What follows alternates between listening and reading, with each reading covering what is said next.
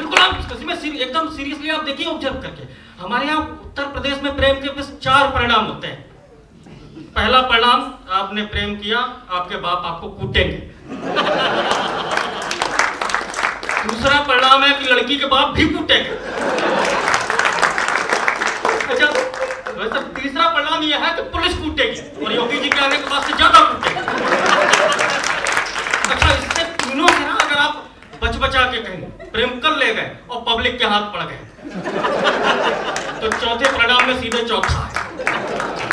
अच्छी बात है। हाँ, फिर तो शहीदों की चिताओं पे हाथ।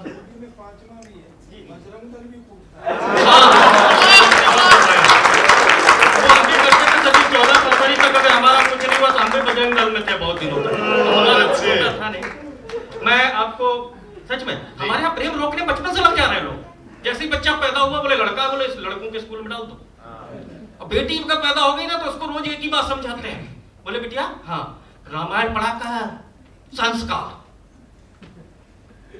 मूवी देखने मत जाइयो, मंदिर जाया करो। अच्छा, फिर लड़कों को नहीं बताना पड़ता है कहाँ जाना है, कहाँ जाना। तो प्रेम का, अच्छा हमारे यहाँ सच में, हम बदायूं के हैं, बहुत छोटा शहर था, तो वहां हमने जैसे ले दे के एक ही बड़ा पार्क था जिसमें थोड़ा प्रेम किया जा सकता था। प्रकृति की दया थी, झाड़ झंकार पेड़ पौधे नहीं। देखो ये झूठी बातें नहीं है, मैं बिल्कुल ऑब्जर्व करके बोल रहा हूं। तो अच्छा, वहां पे हमेशा आपको 50-60 बुड्ढे मिल जाएंगे, वो टहलने के लिए,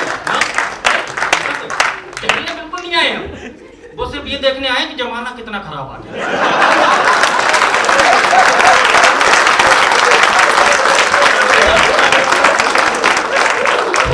उनके चक्कर में ना, जिनको जमाना खराब करने की जिम्मेदारी थी, वो बेचारे जमाना खराब नहीं कर पा रहे।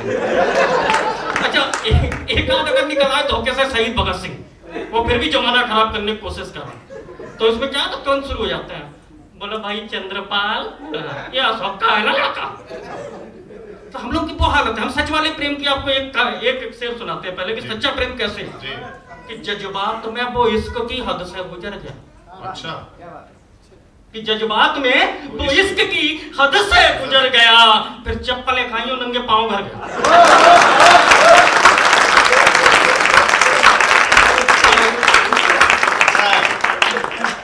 बेटा हुआ पैदा, कोई नेताजी नहीं है ना, हाँ, बेटा हुआ पैदा हुए हैरान एक नेता, बेटा हुआ पैदा हुए हैरान एक नेता, फर्जी यहाँ मतदान भला कौन करेगा। ये शेर है आशिकों के, जो है जो सिरमौर रहे हैं आसाराम बापू, बुजुर्गों के लिए, उनके लिए ये शेर है कि यूं किसी पे मरने की कोई उम्र नहीं है, यूं किसी पे मरने की कोई उम्र नहीं है, वो मरता रहा उस पे और सच में मर गया। तो मैं आपको प्रेम का ज्यादा नहीं सुनाऊंगा, मैं गम की एक कविता सुना के अपनी जगह लूंगा। स्वागत। अच्छा, गम ये चिपकाने वाला नहीं है, ये डर। जैसे हमारा कोई कभी कविता पढ़ रहा होता है ना, और पीछे से कोई चले गए, तो क्या हो, उसे होता है दर्द, हालांकि कर वो कुछ नहीं पाता। ऐसे क्या है, हमारे ये आगे से चले गए, कर हम भी कुछ नहीं पाए, लेकिन हमारे जो आगे के बाल गए हैं उनसे जो पीड़ा उभरी। आज मैं शायरी इसलिए नहीं सुनाऊंगा, और सुनाऊंगा तो एक आशे नहीं, तो मैं थोड़ा मैं चाह रहा हूँ ये कविता पढ़ दूंगा। तो उससे जो हमारे जीवन में परिवर्तन आया हमारे बाल जाने से, वो मैं आपके सामने पढ़ रहा हूँ। अच्छा देखो, अगर आपकी ताली कम हुई, मैं आधे में तुरंत एक अंतरे में बैठ जाऊंगा। बहुत छोटे छोटे अंतरे हैं, आप लोग ताली हो जाएगी। मैं जहाँ भी जाता हूँ उसी तरह ही पढ़ूंगा जितना आप सुनना चाहिए।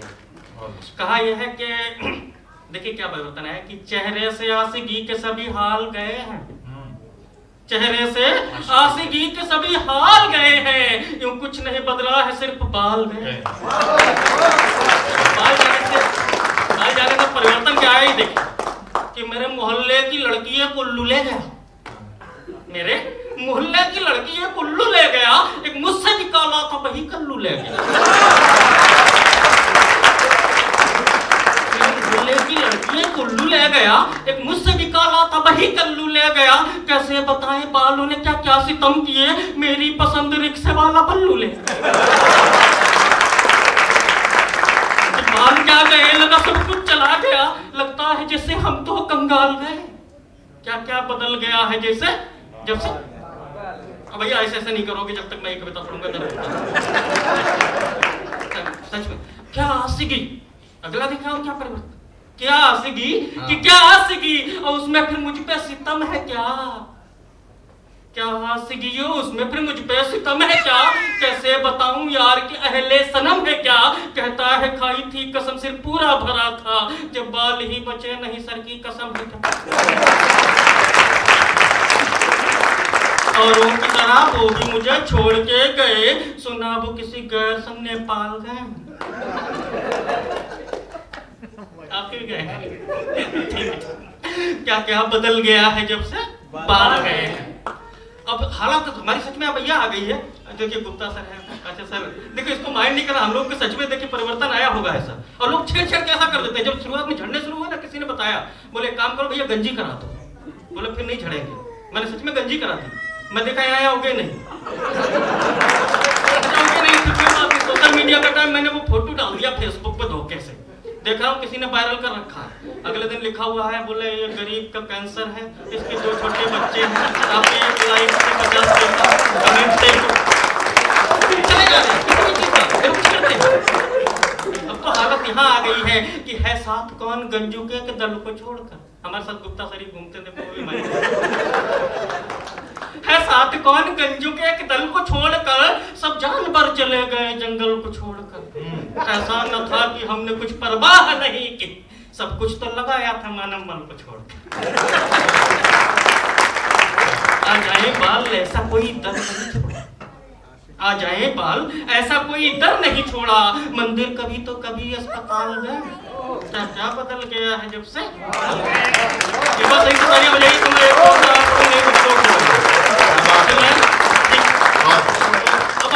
अब हमारी जो हालत बची है वो क्या है कि वो मिलन के सब ख्वाब अब बादों में बचे। अच्छा बहुत सर आप राजनीति में बहुत अच्छे अच्छे कमेंट करते हैं, लेकिन मैं नहीं करता क्योंकि मुझे कोई नेता पसंद नहीं है। सुबह ही बोल रहे थे सुरेश भाई साहब, बोले हर नेता एक जैसा थोड़ा होता है, कुछ तो लिखा करो। बोले 5 उंगलियां कभी एक बराबर हैं। मैंने कहा बात आपकी सही है, 5 एक बराबर नहीं है, लेकिन खाते समय एक साथ हो जाती है। बात समझ में आ गई? अच्छी बात है। वाह वाह वाह वाह वाह वाह वाह। मोदी जी ने योजना चला दी कि बेटी बचाओ बेटी पढ़ाओ। योजना के तहत पता नहीं मेरी सासू में अपनी बेटी क्या पढ़ा गई। उनकी रामायण पढ़ने वाली बार बेटी ने 3 दिन महाभारत किया। कि अभी हमारी हालत कहाँ पहुंच गए कि वो मिलन के सब ख्वाब अब बादों में बचे हैं, कि वो मिलन के सब ख्वाब अब बादों में बचे हैं, हम बादशाह थे अब तो बस प्यादों में बचे हैं। कि वो मिलन के सब ख्वाब अब बादों में बचे हैं, हम बादशाह थे अब तो बस प्यादों में बचे हैं, कब हादसा हुआ था ये ख्याल नहीं है, आगे के बाल अब तो बस यादों में बचे हैं। बताया चाहिए कि सब तिरुपति जाते हैं, सब तिरुपति जाते हैं कि अर्पित करेंगे बाल, सब तिरुपति जाते हैं कि अर्पित करेंगे बाल, हम बाल मांगने बाहर साल में। अब तो भगवान से होती प्रार्थना है, जो अंदर चर्चा लाने वाला है मैं इसी के साथ अपनी जगह लूंगा कि अब हालत तो सच में ऐसी हो गई है कि अब नहीं लगता कि वापस आएंगे। अब हम किस जगह पे पहुंच गए, बहुत सारे चीजें छोड़ के मैं कोशिश कर रहा हूँ। वो यह है कि मतलब हमारी हालत अब ये नहीं है कि वापस आएंगे, अब तो हमें ये लगता है कि भगवान को क्या नहीं करना चाहिए, कि जब दर्द दिया है, ये प्रार्थना है भगवान से, कि जब दर्द दिया है तो फिर सुकून ना देना, जब दर्द दिया है तो फिर सुकून ना देना, गंजों को प्रभु बेवजह नाखून ना देना। बड़ी बात होती है, आप लोग कि जब दर्द दिया है तो फिर सुकून ना देना, गंजों को प्रभु बेवजह नाखून ना देना, ससुराल में मेरी भी एक साली कमाल है, भूखा हो शेर उसके मुंह में खून ना दे। समझ गए खून ही, पर छेड़छाड़ क्या होता है का हंसी मजाक, पर छेड़छाड़ क्या होता है का हंसी मजाक, टोपी लगा के यार जब ससुराल गए, क्या क्या बदल गया है जब से। और आखिरी एक प्रश्न और है भगवान से जो मैं आप लोगों को भी सुनाना चाहता हूँ, जो ये लोग जो हमारे सामने ऐसे करते हैं ना बार बार हमें देख के तंगी निकालते हैं, के लिए कि भगवान उस शैतान को तो नरक में डाले। भगवान उस शैतान को तो नर्क में डाले, गंजों के सामने जो अपने बाल संभाले। भगवान उस शैतान को तो नर्क में डाले, गंजों के सामने जो अपने बाल संभाले। गंजा कोई मजाक की कुछ चीज है यारो, हो जाए अंधे सिर की तरफ घूरने वाले। हालांकि गुरुदरी पर गंजू की भगवान भी सुनता नहीं शायद, वो मेरी बालों वाली मांग टाल गए। क्या क्या बदल गया है जब से बाल गए। अब आप ये बताइए